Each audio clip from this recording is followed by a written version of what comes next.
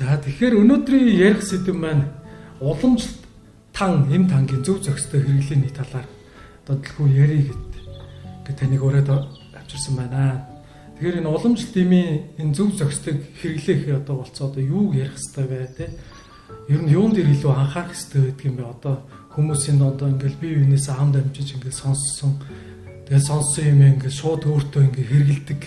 Эмчид үзүүлэлгүйгээр уламжлалт эмчид үзүүлэлгүйгээр ингээл өөртөө ингээл шууд хэрэгэлдэг иймэрхүү байдал одоо зөндөө хавтгаарцсан байгаа даа шүү дээ тийм хин хинээс ингээд сонсоод за сая нэг ковидын халдвар ингээд гарлаа ковидын халдварын үед гэхэд ман 4 норов 7 гэдэг танг одоо ямар ихээр зарав тийм замраагүй ингээд хэрэглээнүүд ингээд зөндөө их болсон за тэрнтэй үүдэлтэйгэр бас чун 5 гэл бас боломжтой тан бас байж байна ингээд энийг одоо ингээд хэрэглээд байх нь одоо ер нь замраагүй ингээд хэрэглээд байх нь ямар сөрөг нөлөөтэй байж болох вэ гэдэг талаар таны бодол ер нь ямар бодолтой байдаг вэ?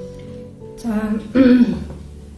ер нь бол ковид гарахаас өмнө бас хүмүүс уламжлалт авахны эмийн хэрэглээ бас харьцангуй нэг жоохон бага байсан шүү дээ. Тэгээд нөгөө ковидын үеэр чи яг уламжлалт авахны талаар ингээд за маань норов 7 тийм нөгөө литр зэм 3 үргэл ингээд сайн гэд яригадаад эхлэнгүүт хүмүүс өрөөсөө яг нь манайхан ч сайн гэдэг юм руу хөшөөж эхэлдэг учраас нөгөө мам нороо хоёрын маань зэрэг хэрэглээд гэсэн. Тэгээ эндээс ерөнхийдөө яг тэрний өмнө гэсэн янз бүрийн хэрэглээ байдаг гэсэн л та. Гэтэ хамгийн их хүмүүс төлхөө ажиглагдсан нь бол яг тэр мам нороо хоёрыг зэрэг хэрэглээд эхлэхэд л ер нь эмийн замбраагүй хэрэглээ гэдэг юм ингээл үүсч эхэлж байгаа юм байна да. Хүмүүс нөгөө антибиотик хамаагүй хэрэглэдэг чи юм учиртай юм байна гэсэн бодол орж ирсэн л да. Тэгээ тэр үед бол уламжлалтын эмчнэр бол хилээгүй ш зөндөө их хэлсэн. Тэгээ маныг ууж болохгүй шүү. Ууж байгаа бол норыг битгий уугаарай тий. За ижилхэн найрлага нь бол яг нэгэн 4 найрлагатай нэгэн 7 боловч ерөнхий үйлдэл нь бол ижилхэн шүү гэж ингээд зөндөө хэлж байсан л та. Тэгээ тухайн үед бол эмчнэрийн үгүй таагаагүй тухай яг нөгөө масс илүү их нөлөөлдөг хүмүүсийн үгэнд автаал ман нор бол хэрэгэлсээр гал дуусгасан. Гэтэл нөгөө нэг яг энэтэй зэрэгцээ дахиад юу гарч ирсэн байнгут одоо хүмүүс энэ уламжлалтын юм тангарч одоо бизнес хийж болох юм уу тийм мөнгө олж болох юм аа гэсэн бодол төрсэн юм уу яасан. Одоо нөгөө эмийн жоохон хороо чанар ихтэй юмнуудыг хамаагүй зөвлөж байсан. Одоо жишээ нь чун 5 тийм. Гэтэл чун 5 чи өөрөө бол маш хортой найрлага тийм хамаагүй хөгшин настай хүн, тамир мунтай, за жирэмсэн хүүхдүүдэд нэг хамаагүй ууж болохгүй байтал шууд тэр юмнуудыг зөвлөж эхэлсэн. Гэтэл дахиад нөгөө уламжлалтын эмчнэр хэлэнгүүт тэр уламжлалтын эмчнэр үгүй таахгүй нөгөө мас дахиад одоо буруу мэдээллийн дагуу хэрэгжилж эхлэв. Азар бараг харин тэр уусан юм жоохон чанар муутай юм таарсан юм уу гэмээр тийм. Нэг хайхтар сүртэй хордлоо гэсэн хүмүүс гарч ирээгүй бараг хорцсон гэсэн өөрсдийнхөө хүслээр уусан хүмүүс бол яагаад ч тэр буруу харахгүй болсон л да. За ингээд явж идэл ерөнхийдөө ганцхан энэ жишээ бол одоо за би одоо шууд хэлээд энэ үз хэрэнхүү гэдэг эмч биш л дээ тэр хүний одоо онлайн заавраар бол маш олон буруу юм уусан тэгээ тэрнийхэн буруу одоо гин буруу гараад ирэнгүүт уламжлалтын эмч надлаа ханддаг тэгээ та нарын зөвлөсөн юм ингээд буруудлаа гэдэг эсвэл тэр хүнээс юм уугаад ингээд буруу болоод ирлээ гэдэг ингээд бид нар л хандаж ирж байгаа хүмүүс ол зөндөө их байсан. Тэгээ нэг таваад ууцсан юм бид нар бол тухайн үед яах чааг байхгүй шүү дээ. Одоо болоо битгий гэдэг ингээд хэлж байгаа тийм. Тэгэхээр мэрэгжлийн хүмүүсийн эмчнэрийн үгийг бол аюул сайн авч явах хэрэгтэй. Энэ дээр бол одоо ч гэсэн тэр хүн ингээд таныг хүнд өдөрт юу 8 янзын одоо 8 төрлийн тан уухаар хүртэл нэг өдрийн дотор уухаар хүртэл зөвлөж байдаг. Гэтэл тэр тан чинь доор хаяж нэгэнтэй 3-аас 5 дээдл нь 10-аас 15 төрлийн эмээ ургамал орохоор нөгөө хүний ходоод маань тэрийг яах вэ? Шингээж чадахгүй. Гэтэл уламжлалт хамгаалах хонд чинь бидний эзэн уусан хоол унд эмийн хамгийн сүүлийн бүтээгдэхүүн чинь 6 хоногийн дотор боловсроо 6 хоног бараг 7 хоног дээр одоо яг сүүлийнхэн тэр шимэн одоо өвчин дээрээ ч юм очдөг гэж үздэг шүү дээ. Тэгэхээр тэр нэгт хэмиг шингээгээгүй байтал дараагийнхаа хэмиг уугаад ах юм бол тэр маань явандаа эмийн хордлогонд орно тий. Ходоод шингээж болно. Тухайн үед ингээд олон юм уугаад тэр хүн сайхан болсон юм шиг санагдав. Алс хиттэй бол тэр юм иш шингээх гээд бүр бэлгэнд нөлөөлөхөөр хүртэл хэмжээний өөрчлөлт гарах магадлал ихтэй байдаг. Тэгэхээр энэ дээр бол айгүй Тэгэхээр нэг ийм бас нэг юм байгаад байгаа шүү дээ. Хүмүүс ингээл одоо нэг онлайнаар одоо ингээд өөртөө зөвлөгөө аваад өөрийгөө оншилждаг одоо юм болчиход шүү дээ. Сүүлдээ одоо ингээд фэйсбүүкээр ч юм уу ингээд телевизэн ингээл нэг реклам ч юм уу одоо ингээл нэг сурчлаа гэх юм уу одоо ийм юмудаас ингээл за би ийм өвчтэй, би ийм завиртай тий. Ийм завирууд ингээл ийм тань таарах юм байна ч гэдэг юм. Ийм таарах юм байна гэл. За энэ надад ерөөсөө яг л таарах юм байна гэдэг өөрийгөө уламжлалтын хэмжээнд үзүүлж онцлуулахгүйгээр шууд ингээл очоод ингээл тан аваад удаг ийм байдал. За дээрэс нь ингээл өөрийнхөө өвчнийг өөрөө оншилждаг, эмчэд үзүүлэхгүй өөрийнхөө өвчний хувирал одоо ямар байгаа юм бэ? Ямар болоод ингээд байгаа. Ходоодны өвчин болгон ч ингээд адилхан байгаа шүү дээ, тийм чинь. Тэгэхэд ингээд биений ходоод өвдөгч гэдэг юм уу, иймэрхүү шалтгаанаар ингээд шууд ингээд үзүүлэхгүйгээр ингээд тан авч уугаад байгаа нь одоо хэр зүг байдیں۔ Одоо энэ асуудал тэр юу тань бодлоо. Уг нь бол бидний үзсэн номон дээр ч ингэдэж шүү дээ. Эмч хүн бол өөрөө өвчнөө оншлоод хэрнийхэн өвчнийхэн махбод, өвчний байдал, хүнийхэн нас, уйлралтай бүх юм тааруулаад имээ найруулж өгдөг гэж үздэг шүү дээ. Түн манд өргөж гэсэн одоо лидрийн их хийх үү, гажаагийн их хийх үү, тэ за шарын хүн байвал одоо алины их хийх үү гээл тэ. За хэрэг их байвал гажаагийн ч юм уу цагаан гагийн их хийх ингээд. Гэтэл одоо нөө манай тим найруулах юу байх яг одоо эмчнэр маань өөрсдөө гар дээрээс энэ найруулах байгаа ш. Тэгэхээр яг хуу ингээд уламжлалтын эмийн үйлдвэрүүд маань яг стандартын дагуу нөгөө тус эрдмийн ардталтанд дандаа бичигдсэн байдаг. Гэтэл уламжлалтын эмийн дунд ч нөгөө одоохондоо бараг жороор болохгүй ингээл хүмүүс одоо нэг аптекаас ороод шижиг 6 гэдэг эмийн бараг нөгөө тус эрдмийн харангууд энэ чинь нөгөө гидс дөрөд идэхтэй өвчтэй юм байна гэж аваад уучдаг. Энэ хоо шинэхгүй байгаа юм байна. Нэг мангийн аваад уучиг ингээд замбраагүй аваад уучдаг. Гэтэ энэ эмийн хэрэглээндээ бас нэг тодорхой хэмжээний хяналт тавих хэрэгтэй юм шиг байна л да. Бид нэр эмчийн жороор аль юмнуудыг нөхөх юм. Зүгээр яг гэрийн аптек буюу одоо тий уламжлалт маань одоо айл болгоно хаалгууд байж төгстэй тангуудыг ингээд гаргаад өгчмөр юм шиг надад санагдаад байна. Тэгэл одоо жишээ нь жамс дөрөвгөл там байна бид нар сайн гэдэг тэр бол айл болгоно байхад гимгүй. Гэхдээ тэрийг яг ямар үед хэрэглэх вэ гэдэг нь бас заагаад тодорхой хэлээд өгчих юм бол тэгэл яг ходоодны бүр шарах нь ингээд өвдөөд байгаа хүнд бас өгүүлэх хэрэгтэй юу тийм ээ. Бас асуудалтай гэдэг. Яг гэтэл дамаа найжиг гэж нэг юм байна тийм. Манайхаа одоо баг бүгдээрээ л ингээд дамаа хоолндоо тийм. Үнэхээр сайн л та яг гоо тийм. Хоол шингэхгүй байгаа бид нар хоолнд хойлуулж идүүлж бодно. За настаа он гэх юм бол шар тосон хойлоод идүүлчихээр тамиржуулна гэл ингээд зөндөө олон аргаар хүмүүс ингээд өгдөг.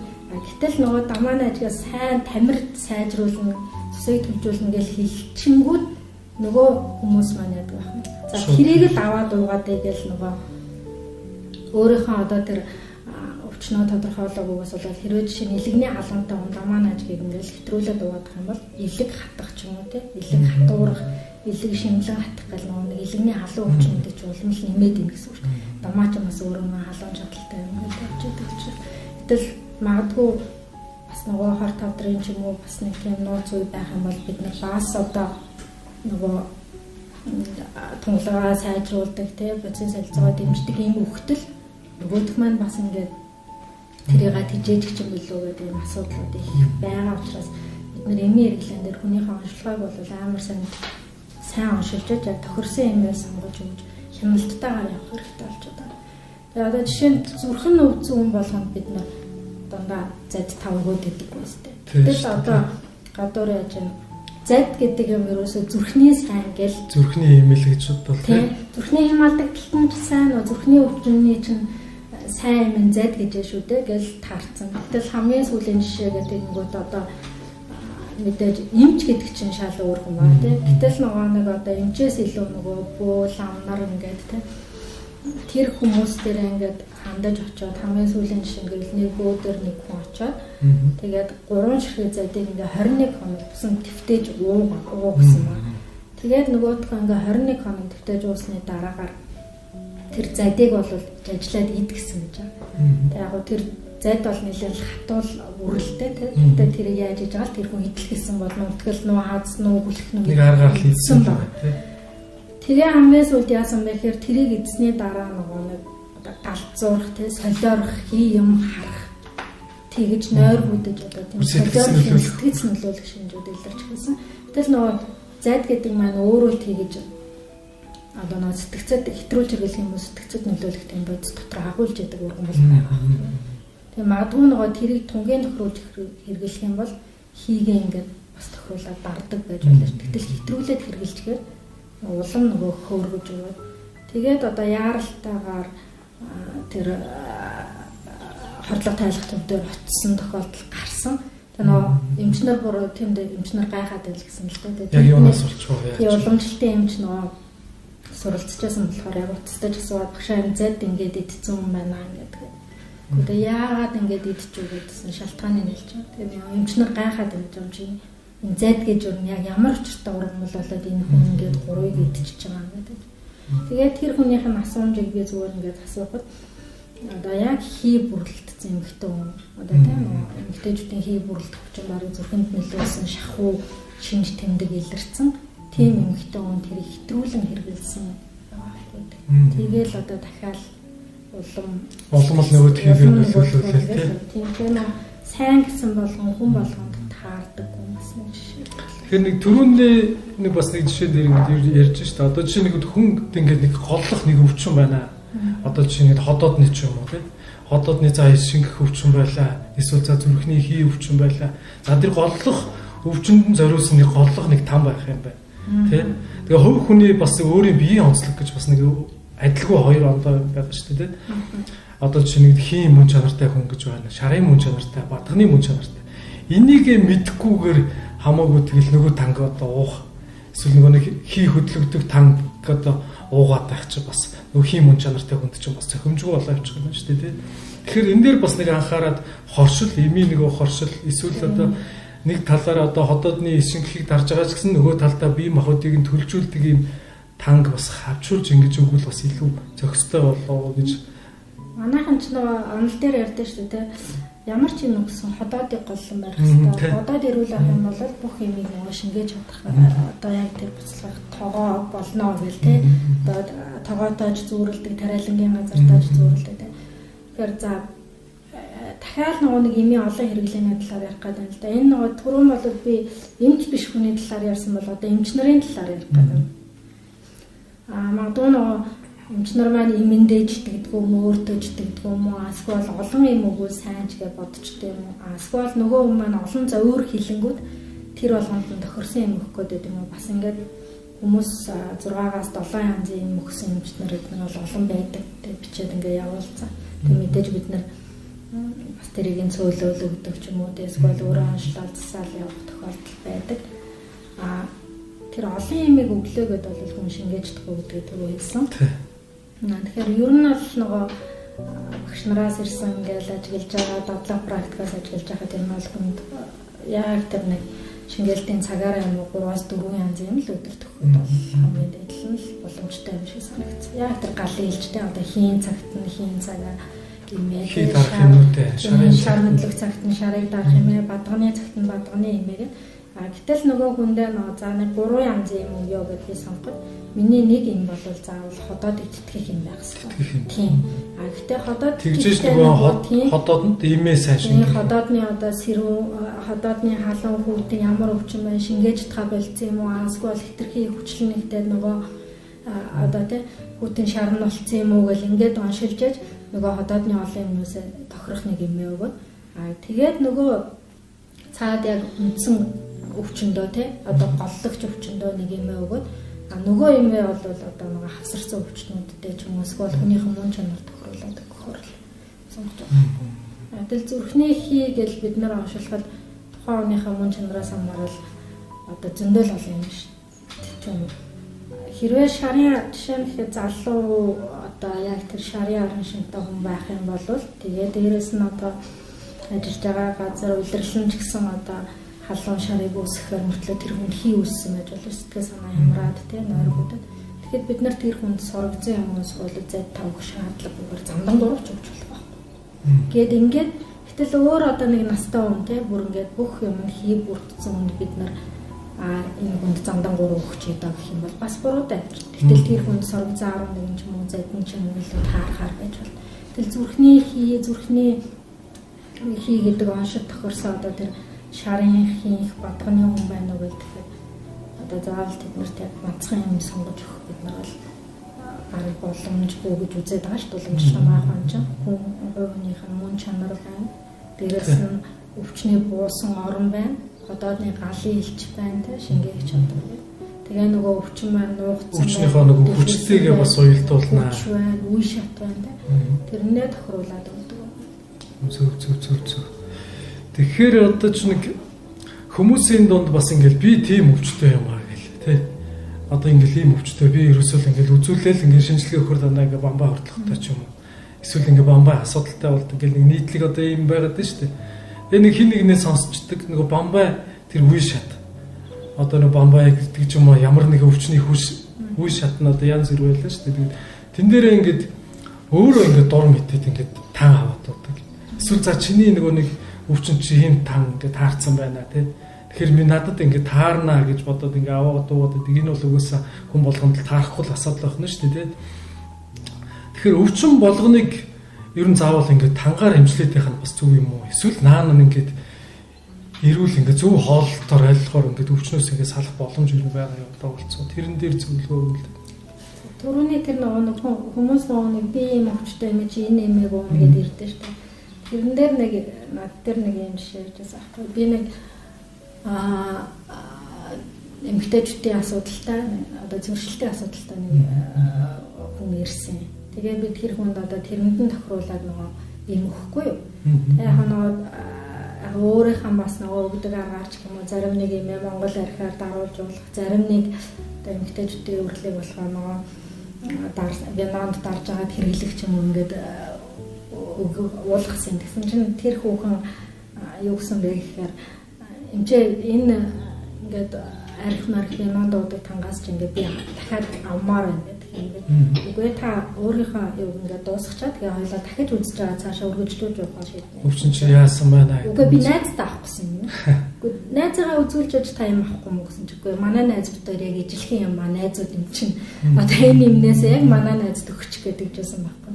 Тэгэхээр найз байлаа гэдэг жилхэн өвчтэй гэсэн үг бол биш л дээ тийм. Ер нь нэг гэр бүлд байгаа улсууд ч гэсэн хоорондоо адилгүй өвчин туссан байдаг тийм. Яг шинж тэмдэгний жилхэн мөртлөө цаад бас шалтгаанууд нь өөр гэж байна шүү дээ. Иймэрхүү маягаар хүмүүс яг юм авах гад бас үздэг байхгүй. Тэгээд мэдээж бол болохгүй гэдгийг тайлбарлаж байгуулдаг.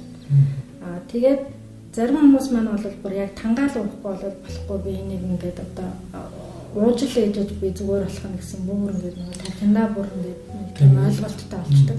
Гэтэл уламжлалт авах хүн имчилгээний дөрөв арга байгаа шүү дээ тийм ээ. Мэдээж тэр дунд чинь эхлээд бол ийм хоолох хэрэгтэй. Тэгээ явдалмөр байх хэрэгтэй. Тэгээд ийм уух хэрэгтэй. Тэгээд засал байх хэрэгтэй. Тэгэл манайхан нөгөө нэг хоолнд явдалмөр хоёроо хаянгуудаа шууд ийм засал явуулдаг. Гэтэл нөгөө нэг өвчин донд чинь бас тэгж ярих юм бол бүр эмчилгээ хийхгүй өөрөө аяндаа идэгдэг өвчин гэж байгаа тийм. Эм тангаар эмчилдэг өвчин байгаа, заслаар эмчилдэг. Бүр эм тан засалч хэрэглэхгүйгээр зөвхөн гүрэм заслаар идэгдэг өвчин гэж байгаа тийм. Гэтэл тэдний ялгааг нь хэн гаргах вэ гэхээр нөгөө уламжлалтын эмч маань ялгаа хэлж байгаа байхгүй юу. Тэр уламжлалтын эмч хэрвээ тухайн хүнд та энэ танг уухаас өмнө сүлдээ дуудуулаад ирээч, заслаа илгээч гэж хэлэх юм бол энэ ч одоо хэмбэлээ юу илээ гэж гайхахаас илүү бас зөвлөгөө өгж байгаа юм байна шүү гэж. Бас нэг үгэнд нь ороод тий. За хэрвээ энэ хоолыг та болоод энийг ингээд хэрэглээд ингээд үзээч гэх юм бол бас яг тэр заавар зөвлөгөөгийн дагаад үзэл бас хэрэгтэй л да. Тэгээ ямар ч өвчин үүснэ гэдэг чинь өөрөө бол нэлээд удаан хугацаанд үүсэж байгаа шүү дээ. Тэр чинь олон нөхцлөөр үүсэж байгаа. Гэтэл тэр хүн 5 жил өвцөн өвчнөө 5 хоног ч юм уу тийм юм уугаад идэх гэж хүсэж идэг. Тэгэл эхлээл тэрэнд чинь тэр дөрөв өрөнгөөс дөрвөлнгээс нь эхлээл одоо зэрэг явах хэрэгтэй байна. Зэрэг хоолын юу хэвээр явдал мөрөөч хэмжээний заавраар явах хэрэгтэй. Тэгжээж эмийн өмчлөгээр нь илүү сайн гарах хэрэгтэй. Тэгээд дээрээс нь хэрэг хүчтэй өвчин байвал заслаа хийнэ. Тэгэл одоо бол нөхөн бол хамуур хэлэхтэй ингээл. Одоо тэгэхээр бас нэг ийм асуудал байна л да. Одоо ингээл уламжлалтын ингээд тан уулаа. Уламжлалтын эмчт үзүүлэлээ гэж бодоход одоо уламжлалтын эмчтэр одоо дийлэх ингээд тохиолдог асуудлууд бол одоо ингээд нөгөө тангиж уухаар нөгөө гам байх нь их төвөгтэй. Тэгээ гамаа ингээ буруудуулчих юм бол ингээ тэрнээсээ илүү асуудал болт юм байлээ. Тийм асуудал, тийм хүмүүсэд яриад дараа дөрөх байдаг шүү дээ. Одоо ингээл уламжлалтын ингээл таан уучаар одоо дараа ингээ гам алдах юм бол 7 дор юм болдгийг гэсэн ингээл. Энэний хувьд одоо танд одоо их тийм асуудал ер нь одоо таны хувьд гарч юу одоо гаралгүй яг уу тэгэл хүмүүс маань нэмээ явахаар за энэ чи гам байх уу гэж аяг асуудаг. Тэгээ мэдээж тодорхой хэмжээгээр барих шаардлагатай. Одоо үед бол нөгөө хүмүүсийн хооллолт янз бүр болцсон. Тэгээд нөгөө бүр тэрэндээ хөвчсөн болохоор бид нараас бүх юм нь хоригдж чадахгүй байгаад байгаа учраас та одоо багасгаарай л гэж хэлдэг. За энийг нь бол битгий ядаа таан ууж явахтай хэрэглээрэй тий. Тэгээд одоо бусдыг нь бол болохоор багасхыг хэрэглээрэй гэдэг. Тэгэл нөгөө ерөөсөө нөгөө хоол идэнэ гэдэг маань ерөөсөө ийм хоол хоёр бол хоёул ходоодтой холбоотой.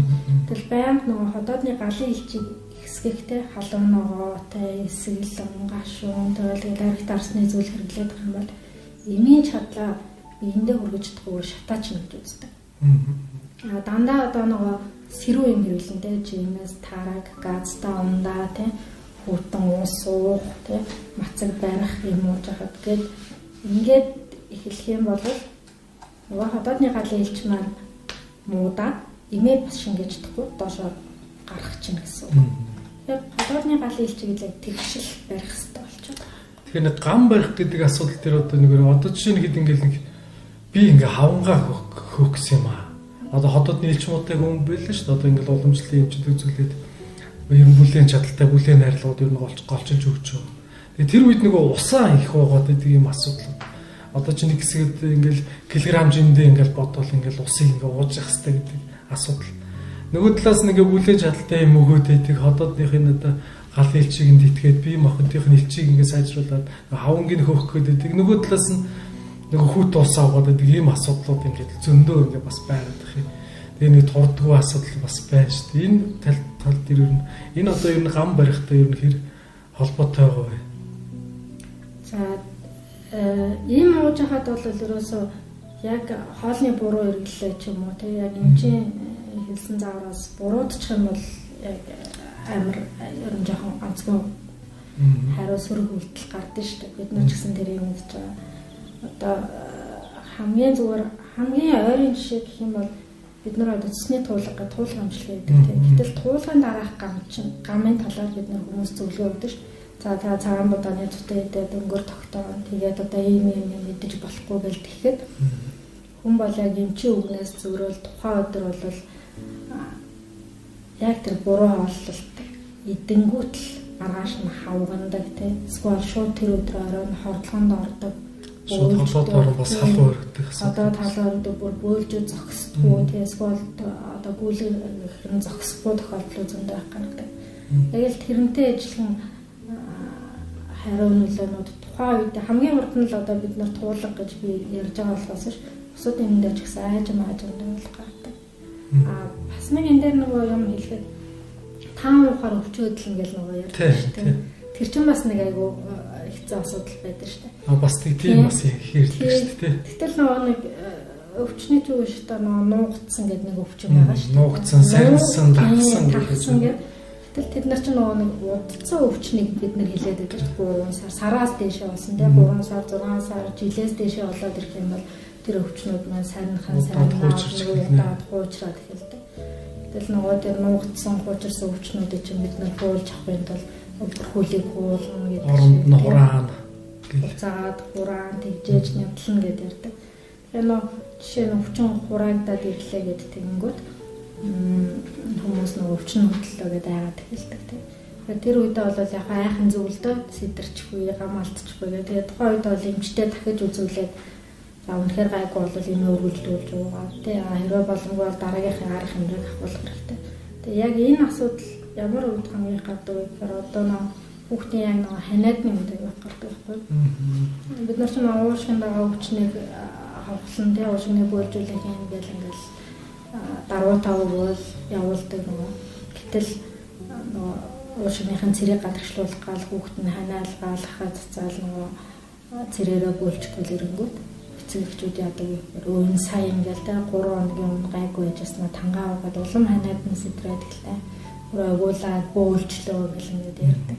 Гэтэл тэр маань тэр уушгийг цэвэрлж байгаа л асуудал байгаа байхгүй тийм. Нэхий тооныг тэгж ханиалгаад тэр цэрэн гадагшилчих юм бол баг нөгөө ханиад манай амар хурдан гай болчихж байгаа. Тэгэхээр нэг одоо бас нэг ийм асуудал байна л да. Таны ярьж байгаа талбартад одоо нэг өвчнөд одоо ямар нэг өвчнөд ингээд зориулаад сар хугацаа гэдэг өчтдөг.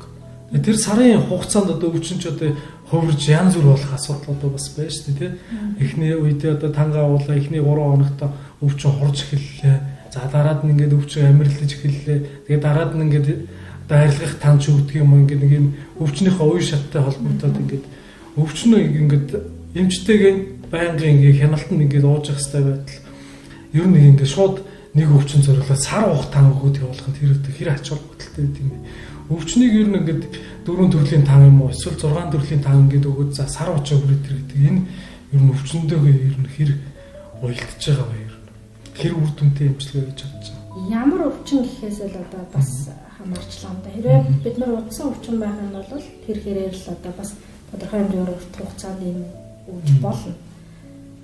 Гэтэ одоо энэ урт хугацаанд бидний эм өгöd байгаа асуудал чинь бас нөгөө талаар хүмүүсийн ажил төрөлтэй холбогдлолтой байгаа л да. Жишээ нь тэр хүн 15 хоноод дээр яаж амжихгүй би хөдөө явлаа. Дараагийнхаа эмийг яах вэ гэхэд би 15 хоногийн дараа тэр хүнийг яасныг нь мэдэхгүй одоо тэ онцлох боломжгүй учраас ер нь сарынхаа эмийг өгж явуулаа. Мэдээж тэрийг өгөхдөө бол тийм өндөр тунгаар биш те. Яг нэг тогтмол тогтсон одоо нэг тунгааны 30 хоног уугаад ирээ тааж гэдэг юм уу ингээд өгөөд тэгж хяналтандаа л одоо байлгаж галаа аргал юмс гэж би одоо ойлгоод байгаа юм л да. Тэгэхгүй бол бас хүн болгон за зарим хүмүүст бол яалтчгүй одоо нөгөө бид нар чинь тэнсэг тангууд гэж хүртэл байна шүү дээ. Нөгөө өвчнөө мөн үү биш үү тамаан тохирхоогүй юу гэдэг. Тэгэхэд бол 3 хоног уулгаад ирэх ч тохиолдол байна. 7 хоног уулгана 15 хоног уулгана тийм. Тэгэхээр бас энэ маань өвчнөөс гадна яг одоо үед бол хүмүүсийн ажил амьдралын хэмнэлт бараг тааруулаад тийм. Тэгэхээр эн чинь бол ерөнхийдөө бас эмчтэйгээл уялдж ижил. Ерөө миний өвчин ямар хугацаанд идэх юм бэ? Тэгээ өвчин эмчтэйгээ сайн уялдаа холбоотой байж иж л одоо тэрнийхээ үр дүнг харах нь. Тэгээд одоо тэр чинь бүрнээ болохгүй өвчтөнд бол хяналттай байх нь бол би сарын тан өгчөө танаас нь санаа зовоод байх бас хэцүү. Тэгэхээр яаж иж байгаа та одоо нэг ядад нэг 15 хоног уучаад ирээд үү. Одоо тэгэхээр чи нэг ингээл за би хөдөө байдаг хөө хотод нэг байдаг хин нэгэнтэй таан захиал. За над руу сарын тан явуул аваад явуулаад гэх. Ингээд дуугаад байх бол бас ер нь л зохимжгүй л байх юм байна. Зохимжгүй. Тий. Тэгэхээр бас нэг ийм асуудал бас байна. Одоо ингээл улирлын мөн чанар гэж бас байна шүү дээ. Одоо 100 хавар намар өвөлгөл энэ улирлтай холбогдоод ер нь уламжлалтын зүгээс ингээд зөвлөж хүмүүст одоо намрын улирал ийм тагуудыг ер нь одоо ирүүл одоо өвчнөөс урьдчилан сэргийлэхийн тулд одоо хэрэгжилжээ бол ер нь зохимжтой гэдэг тийм уламжлалтын нэг анх шатны тийм тангуудын зөвлөгөө гэж байгаа юм. Намрын улирал өвлийн улирал одоо хэрэгжилжээ бол уламжлалын хэмжээ улирлаараа бол нэг өвчин хөдлөх хуурах амьрлах байдаг шүү дээ. Уг нь яг тэрүүгээр бид нар хүмүүсээ эмчнээ сайн зөвлөж чадах юм бол өвчтөнтэйгээ сайн одоо харилцаатай байж чадах юм бол барыг тухайн улирлаас өөртөө тэр өвчнүүдээс аюул олон өвчнөөс урьдчилан сэргийлэх боломжтой байхгүй юу тийм. Одоо ингээд бид нар эхний хөдлөх цаг эхэлж шүү дээ. Нөгөө саван цаг тэжээлийн улирал эхэлж тэгэхээр босдог улирал эхэлж байна. Тэгэл энэ үед бид нар эмчнэр бол мэдчихэж байгаа шүү. Тэгэл тухайн бид нар за та хийм мөн чанартай шүү тийм. За эсвэл бол одоо 65-аас дээш насны хийм мөн чанартай хүмүүс за төрсний дараа тийм хөхүүл цус багдалттай оюуны ачаал их ярьдаг энэ хүмүүс хавар болж шүү. Та эмч дээрээ ирээд энэ хий дарах юмнуудыг уугаарай тийм туунуурээ илгчээрэй барайнд орчоорой онцлуулчаарай гэдэг юм бол тэр хүмүүсийн тэр хавар одоо хөдлөөд идэг өвчнүүдээс бид нэр сэргийлэх боломжтой болчихно. Гэтэл 100 болонгууд одоо бас ингээд сэрүү улирал болдог. Дээрээс нь нэг мөн чанар нь сэрүү мөртлөө гаднаа халуун болчтой шүү дээ зам чинь тийм хамгийн их гам алддаг улирал гэж одоо бид нар ярьдаг шүү дээ. Тийм гэтэл тэр улиралд чинь нөгөөний дотоод илч гэдэг юм чинь гадагшилсан байж байгаа тийм. Тэгэхээр чинь бид нар тэр үед за тэр одоо дандаа хүүтэн юм зөвлөд байж болохгүй. Тэгэхээр тэр дотор байгаа тэр гадагшилцсан элчийг нөхөхийн тулд одоо баазрын бүлээн чанартай наад цахануудаа цагаангаа ч юм уу тий гэрцний төрлийн хоолндоо багхаанд оруулаад бүлээн чадaltaа шингэт хэлбэр хоолнууд идээ тий. За одоо хүнд хоол идэх юм бол таны ходоод гэж шингээж чадахгүй шүү гэдэг юм. Ингээд одоо зөвлөгөөнүүдээ өгөөд явуулах зүгээр л юм аа. Зөв. Тэгэхээр заавал ер нь бол улирлын мөн чанартай ингээд хавсраад ингээд өвч хөдөлж байгаа ч гэсэн эмчтэйгээ заавал уялдаа холбоод ядаж нэг улиралтны удаа ирээд үзүүлээд за тэр 15 хоногийн танга авна уу, сарын танга авна уу, эсвэл зөвлөгөөгөө авна уу тэгээд явчаад ивэл аюу олон өвчнөөс сэргийлж чаддаг шүү. Тэгээ нөө би нэг хүнээс тэгээ сонсч байсан нөө байгаль дэлхий ямар хугацаанд юу өгнө тэрийг нь хэрэгэл. Тэгэх юм бол хүн эрүүл байдаг гинэ. Тэгэхээр нөө тэрийг нь бодоод үзэнгүүт 100 болохоор яадаг вэ? Тэгээ цагаан эдээ гардаг тийм. Цагаан эдээ гэдэлгүй гэдэг. Тэгээ намар болохоор яадаг нөгөө үр тариа жимс боловсрч идэг тийм хэрэгтэй. Өвөл болохоор яадаг нөгөө мал одоо ич гараад махаа яддаг хэрэгтэй. Мах одоо чинь тарга твэрг нь үүсэл сайхан болцсон байдаг үе шүү дээ тийм. Тэгээ нөгөө хавар болохоор одоо яадаг нөгөө үүсэлсэн мах тийм борцоо идэх ёстой. Эсвэл хадгалсан одоо үр тариагаа тий идэх ёстой гэдэг. Яг ийм журмаар л яваад ирүүл байхаар л болж байгаа. Зөв. Тэгэхээр зунжанга хөнгөн хоол идсэн хүний чинь цэсэн өтгөрх нь ойлгомжтой шүү дээ. За тэгэхээр өнөөдрийн энэ ярьсан сэдвтэй ингээд холбогдуулаад танд хүмүүст өгөх одоо сүүлийн одоо зөвлөгөө гэвэл одоо танд ер нь юу яахаар зөвлөх вэ? За мэрэгжлийн бус хүний одоо тийм үгээр ямар нэгэн эмийн ургам бол за эсвэл эм тан амтны гаралтай түүхий дэвтийг хэрэглээч. Яг мэрэгжлийн уламжлалтын эмчээс хандаад судсаа бариулаад өөрийнхөө өвчин тохирсон эм тангаа хүртэж байгаа ч гэж л хэлмээр. Тэгээд эмчийн одоо хэлсэн гамыг маш сайн сахих хэрэгтэй. За дээрэс нь эмэндээ маш сайн сүжигтэй байх хэрэгтэй. Тэ эргэлзэх сэтгэл үүсгээрээ. Тэ эргэлзээ гэдэг юм чинь хүний өхөмийг ер нь 2% ачдаг байхгүй. Тэгэхээр энэ танг ууж байгаа бол би идэхгүй юу гэхээсээ илүү энэ танг ууж байгаа эргээд миний бид одоо нөгөө эмийг бид нар чи аршаантай зөвшөөрсөн тийм. Тэгэхээр аршаан болноо. Аршаан болох болтугай гэж эмээ угаад гол нь эмчийн хяналтанд зааврын дагуу мэрэгжлийн эмчээсээ зөвлөгөө авч хүртэж байгаараа л гэж хэлэх гээд. За тэгээд өнөөдрийн нэвтрүүлэгт